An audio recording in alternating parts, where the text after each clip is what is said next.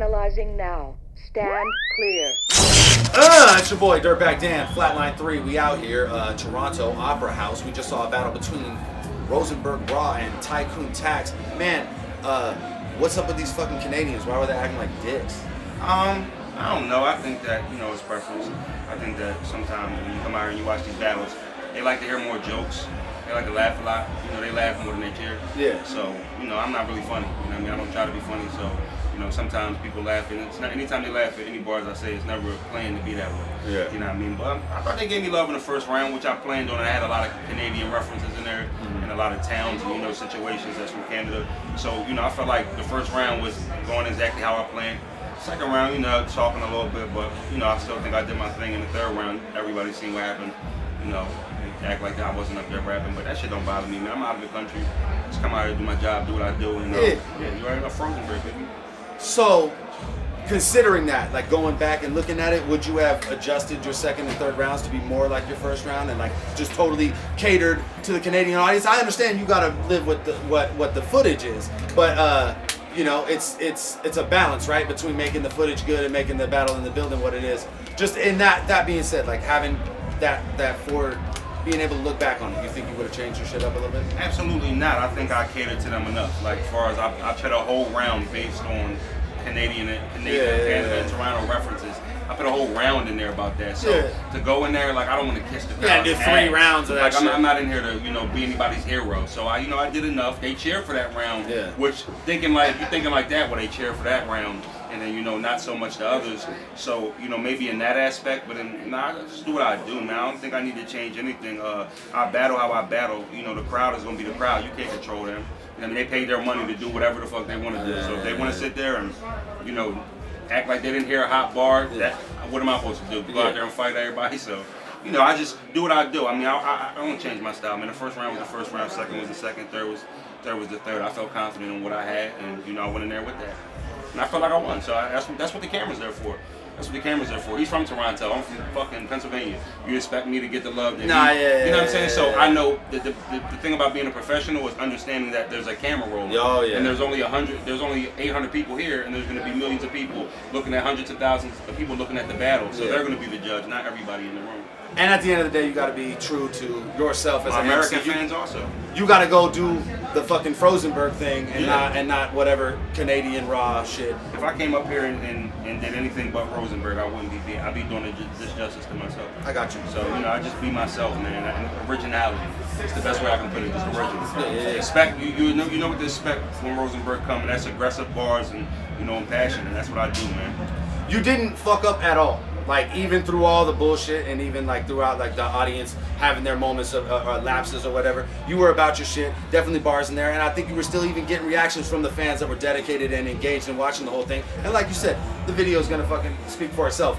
You want to come back here? You want to do more King of the Dot battles, or considering that it's such a wildly different audience from the average scene that you battle in? Absolutely. I think if you see the first round, I had them easy. You know what I'm saying? And I think that I had another battle a couple months ago in Mississauga, and the crowd was lovely out there. So other places is different. You know what I'm saying? A lot of people here to see Pat Stay, you know what I'm saying? Everybody knows what it is. And they're dicks. All Pat Stay fans suck. Right. But I definitely love to come back here. My job is to battle rap. I tour the world and I battle rap.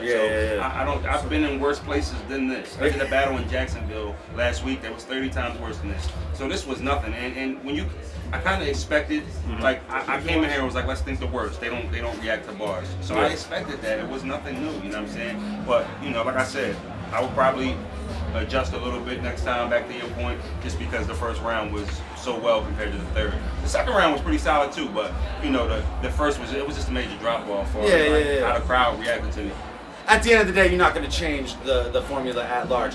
Where is everybody going to find Rosenberg Raw on Instagram, Twitter, all that good shit? Well, my Twitter is loaded. Start following my fucking Instagram. For some reason, I can't get my gram popping. So Rosenberg at Rosenberg Raw at Instagram, Rosenberg Raw 610 at Twitter, and Rosenberg Raw at Facebook. But I got 5,000 friends, so you can't follow me. You can't add me on Facebook. But go follow me on Twitter. we can't get good blunts out here, so we just gonna roll joints, and then we're gonna play some fucking poker later, and I'm gonna use my thesaurus fucking skills to take fucking all sorts of money from you motherfuckers. Looking forward to it. Stoked to be out here fucking rocking with you on some international shit. Right, Rosenberg Raw in this bitch. Big fan of thesaurus. Poker player, Dirtbag Dan. I meant to say I'm a big fan of Dirtbag Dan. My homie, you already know. I do okay, except against Charlie. Been following him since. I appreciate you, partner. Yeah, Flatline 3, you bitch. We out here, King of the Dot, Toronto. Tycoon motherfucking tax. I want to say, last year, you had the fucking GTA dotted map line, and then fuck if you didn't have like 10 lines like that this year. Man, I had to. I've been catching a lot of slack lately. Well, I always catch slack just because I'm from Toronto. I'm the only one really doing street shit from Toronto, so I was like, fuck it. They said tax don't have bars. I'm like, yo, I'm not wasting any time speaking to anybody. I'm coming right out the gate punching, and you can see that in all the lands. I want to say, fuck, Jack and Rose, like Titanic. You have a lot of battles, but none of them are a W. Thank God. He had a few, like, multiple. See, this is why I like speaking to battle rappers, because they get shit like that. Like my Titanic line, don't you understand that should have been reaction of the night? Like that shit was crazy. Jack and Rose. Jack and Rose. Iceberg jacket, that's insane. And they were all like, they're like, alright, cool. And I'm like, no, they and that's what I was gonna say is they were kind of being shady, where Raw was concerned. Just in general, like once he stopped mentioning shit that was related to Canadians, they were like, I ain't fucking with you no more. Came here to see Pat Stay. I ain't about this shit. There he is. Hey, I appreciate you. What the hell is going on over there? We should have got Yo, hold up! I just seen a dude walk by with a girl on a leash. Yes. Hey, get back here! Yo, bring him back down here. That shit is ridiculous. I need to Instagram that. Leash. So we've done this. We've done this in the past. Last year there was a ski mask involved in that whole situation. It's really odd. But no, you killed it, my dude. And you barred out, and you really are really putting on for Canadians where this fucking street shit is concerned. I don't really think that they could say that there isn't a dude out here that can face these motherfuckers. And I love to see progression in the work. Tax, where can I see you on Instagram and Twitter and all that good shit?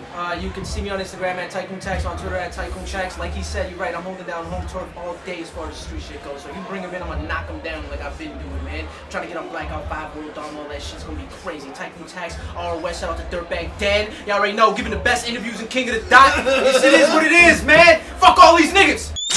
Flatline 3, we out here. Now, I keep running into this situation where you walk by and you have ladies on a leash most of the time. Can we just explain this shit? Let's put this in the world. It's not no fetish thing. This is just everyday thing. We just actually came from the eating center. Okay. Just walking around shopping. You know? Yeah, no, I'm with it. I didn't know that you were gonna make an appearance this year. If I did, I would have fully scheduled this interview. Crystal Sky. Hi, how are you? There was one point where we had a whole crowd around us and we were in front of Victoria's Secret and everybody thought I was a Victoria's Secret model and everybody wanted to take a picture with me. It was hilarious.